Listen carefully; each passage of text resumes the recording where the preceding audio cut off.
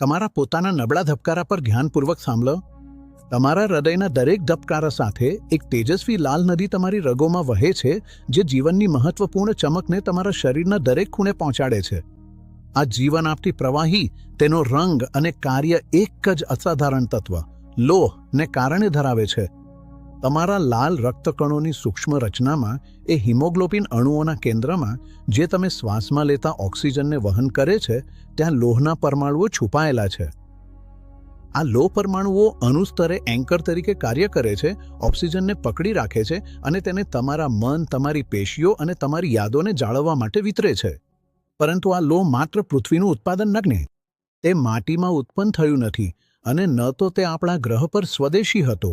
તમારી ત્વચાને હમણાં ગરમ કરતી લોહી એ બ્રહ્માંડની વારસ જ છે. એ જાણવા માટે કે તે ખરેખર ક્યાંથી આવ્યું છે, આપણે આ લાલ દોરાને સમયની પાછળ તરફ અનુસરીને આપણા વિશ્વની સુરક્ષાને છોડીને પ્રાચીન બ્રહ્માંડની ઊંડી અંધારી જગ્યા તરફ જવું પડશે.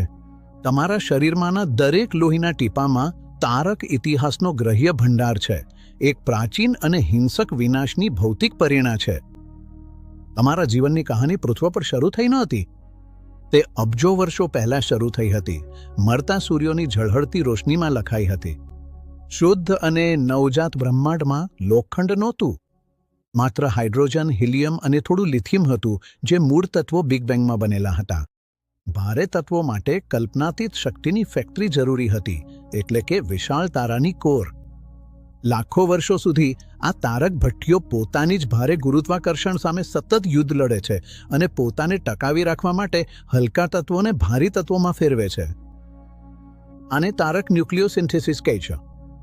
અમારા સૂર્ય કરતાં અનેક ગણો મોટા તારામાં અંદર ઊંડે હાઇડ્રોજનના પરમાણુઓને દબાવીને હિલિયમમાં ફેરવવામાં આવે છે. જ્યારે હાઇડ્રોજન ખૂટી જાય છે, ત્યારે તારો સંકોચાય છે, તેની કોરને કરોડો ડિગ્રી સુધી ગરમ કરે છે અને હિલિયમ સળગીને કાર્બન અને ઓક્સિજન બનાવે છે. તારાના અંતિમ તબક્કામાં તે આલ્ફા લીડર ચડે છે, જે ન્યુક્લિયર પ્રતિક્રિયાઓની શ્રેણી છે, જેને આલ્ફા પ્રક્રિયા કહે છે, જેમાં હિલિયમના ન્યુક્લિયાઈ ધીમે ધીમે ઉમેરવામાં આવે છે અને વધુ ભારે તત્વો નિયોન, મેગ્નેશિયમ, સિલિકોન બનાવવામાં આવે છે.